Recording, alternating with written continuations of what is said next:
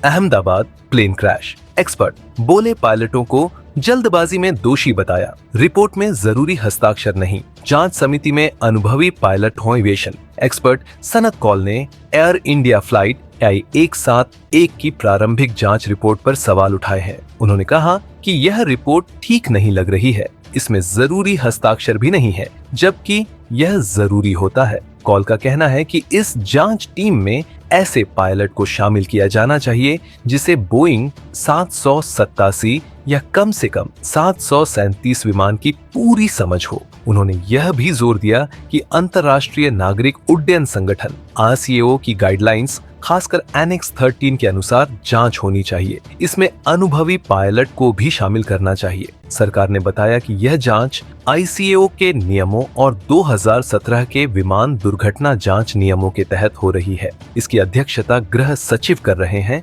जिसमें कई बड़े अधिकारी शामिल हैं। दरअसल 12 जून को अहमदाबाद से लंदन जा रही फ्लाइट AI-171 टेक ऑफ के कुछ ही देर बाद एक मेडिकल हॉस्टल की इमारत से टकरा गई थी। इसमें 270 लोगों की मौत हो गई थी। इससे पहले फेडरेशन ऑफ इंडियन पायलट्स और airline pilots association of India ने भी रिपोर्ट पर सवाल उठाए थे।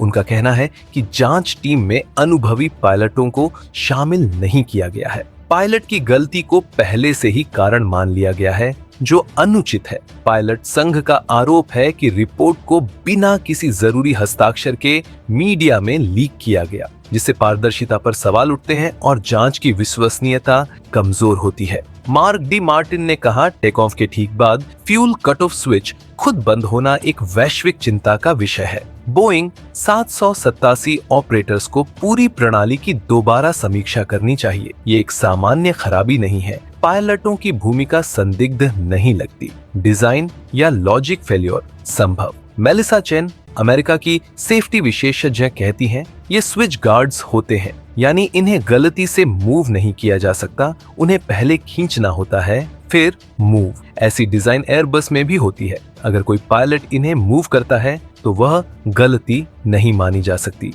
अब भी कई सवाल अनसुलझे हैं, जिनकी जांच कराया जाना जरूरी है। नील हैंसफोर्ड, ऑस्ट्रेलिया के एविएशन कंसल्टेंट, कहते हैं, मैंने 9 एयरलाइनों का संचालन किया है। कभी नहीं सुना कि टेक ऑफ के दौरान पायलट खुद ईंधन सप्लाई बंद करे, वो भी दोनों इंजनों की। इतने अनुभवी पायलट ऐसा नहीं करते। जरूरी है कि जांचकर्ता पायलटों का निजी या मनोवैज्ञानिक पक्ष भी देखे। ये सिर्फ सिस्टम फेल नहीं हो सकता। अहमदाबाद प्लेन हादसे को लेकर aircraft accident investigation bureau AIB ने शुरुआती जांच रिपोर्ट शुक्रवार रात करीब 2:30 बजे जारी की। भारत सरकार की यह संस्था हवाई हादसों की जांच करती है।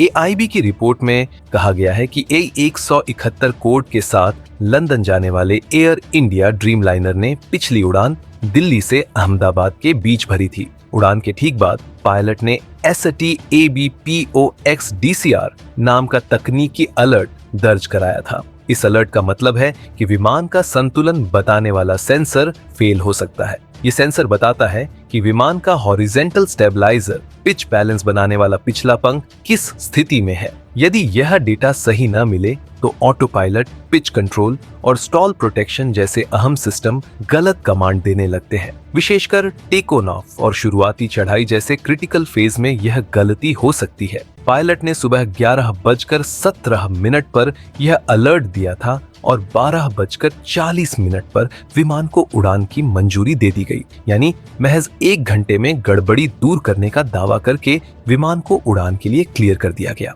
इसी विमान ने दोपहर 1:38 पर अहमदाबाद से लंदन के लिए टेक ऑफ किया और महज 30 सेकंड बाद दोनों इंजन बंद होने से यह एयरपोर्ट के पास बने मेडिकल हॉस्टल बिल्डिंग पर क्रैश हो गया। हादसे में विमान 241 लोगों समेत कुल 270 लोग मारे गए थे। विमान में केवल 1 यात्री जिंदा बचा था। हादसे की शुरुआती रिपोर्ट को लेकर सरकार ने कहा है कि इस पर स्टडी की जा रही है। इस पर अभी कोई निष्कर्ष न निकाला जाए। अहमदाबाद में क्रैश एयर इंडिया विमान के साथ आखिरी पलों में क्या हुआ था? Aircraft accident investigation bureau AIB ने 15 पेज की शुरुआती रिपोर्ट में इसका उल्लेख किया है। इसके अनुसार दोनों पायलट अनुभवी और उड़ान के लिए फिट थे। विमान भी फिट था। कुछ समय पहले इंजन बदले थे। हालांकि उड़ान भरने के 3 सेकंड में ही फ्यूल स्विच बंद हो गए। रिपोर्ट किसी निष्कर्ष पर नहीं पहुंची है, लेकिन जांच की दिशा काफी हद तक स्पष्ट हो रही है। इंजन फ्यूल कट ऑफ होना असामान्य है। ऐसे में तकनीकी या मानवीय चूक दोनों पर जांच बढ़ेगी। क्रिटिकल रिकवरी सिस्टम फेल या देर से एक्टिव होना भी जांच के दायरे में है। आइए विस्तार से जानते हैं रिपोर्ट में क्या क्या कहा गया है। एयर इंडिया क्रैश, खंगाला जा रहा पायलट का मेडिकल रिकॉर्ड हो जाएगा दूध का दूध, पानी का पानी। अहमदाबाद में एयर इंडिया के प्लेन क्रैश की जांच कर रहे अफसर उन पायलट का हेल्थ रिकॉर्ड खंगाल रहे हैं जो उस विमान उड़ा रहे थे। दावा किया जा रहा कि पायलट कैप्टन सुमित सभरवाल कुछ वर्षों से डिप्रेशन और मानसिक तनाव से जूझ रहे थे। मां की मौत के बाद वे अपने बूढ़े पिता की देखभाल के लिए दिल्ली से मुंबई शिफ्ट हो गए थे और एयर इंडिया से समय पूर्व रिटायरमेंट का मन बना चुके थे। पिछले 3 से 4 साल में उन्होंने कई बार मेडिकल लीव ली थी। हालांकि अंतिम उड़ान से पहले उन्हें एयर इंडिया के डॉक्टरों ने उन्हें क्लासिक मेडिकल क्लियरेंस दिया था। द टेलीग्राफ की रिपोर्ट के मुताबिक 56 साल के कैप्टन सुमित सभरवाल कुछ महीनों में रिटायर होने वाले थे।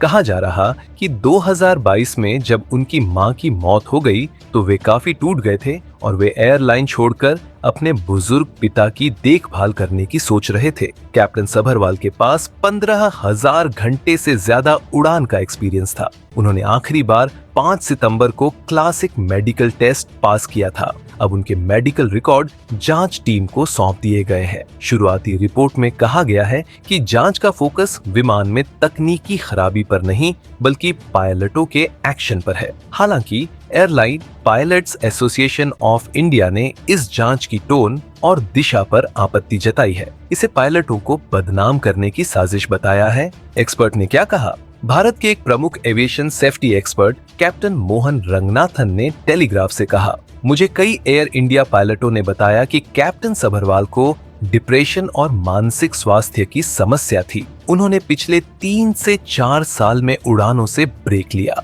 और मेडिकल लीव ली थी। रिपोर्ट के मुताबिक मां की मौत के बाद उन्होंने लीव ली थी। हालांकि रंगनाथन ने कहा उन्हें एयर इंडिया के डॉक्टरों ने मेडिकल क्लियरेंस जरूर दिया होगा, तभी वे उड़ान पर जा सके। इस हादसे में बोइंग 787 ड्रीमलाइनर विमान टेक ऑफ के 1 मिनट के अंदर ही एक मेडिकल स्टूडेंट हॉस्टल पर गिर गया था। इसमें 242 में से 241 लोगों की मौत हो गई थी। भारतीय अधिकारियों की शुरुआती रिपोर्ट में कहा गया है कि विमान के दोनों इंजनों को ईंधन देने वाले स्विच बंद थे। इससे टेक ऑफ के वक्त थ्रस्ट पूरी तरह चला गया और विमान गिर गया। रिपोर्ट के मुताबिक कॉकपिट की आवाज रिकॉर्डिंग में एक पायलट दूसरे से पूछ रहा है कि तुमने फ्यूल क्यों बंद किया, और जवाब आता है मैंने नहीं किया। अभी तक यह साफ नहीं हो पाया कि ये बातचीत किसने की। हालांकि शुरुआती रिपोर्ट में किसी को दोषी नहीं ठहराया गया है। उड़ान प्रक्रिया के हिसाब से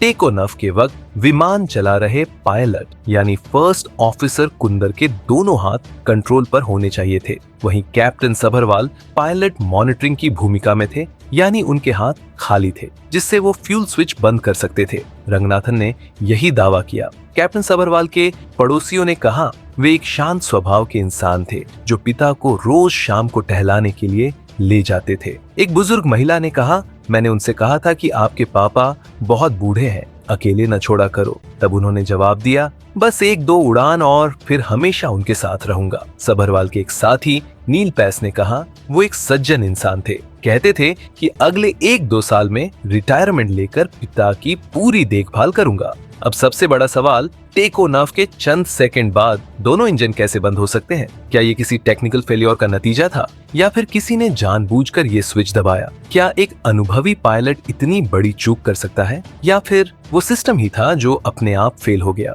अगर स्विच गार्डेड थे तो गलती से मूव कैसे हो गए? क्या किसी साजिश की बू है? अगर गलती न पायलट की है और न सिस्टम की, तो फिर दोषी कौन है? अगर आपको भी लगता है कि इस हादसे की पूरी सच्चाई सामने आनी चाहिए तो इस वीडियो को लाइक जरूर करें। आपकी नजर में गलती किसकी है, पायलट की, सिस्टम की या डिजाइन की? कमेंट करके हमें बताएं। हम हर राय पढ़ रहे हैं और ऐसे ही अनसुलझे सवाल पूरी दुनिया तक पहुंचाने के लिए इस वीडियो को अभी शेयर कर दीजिए।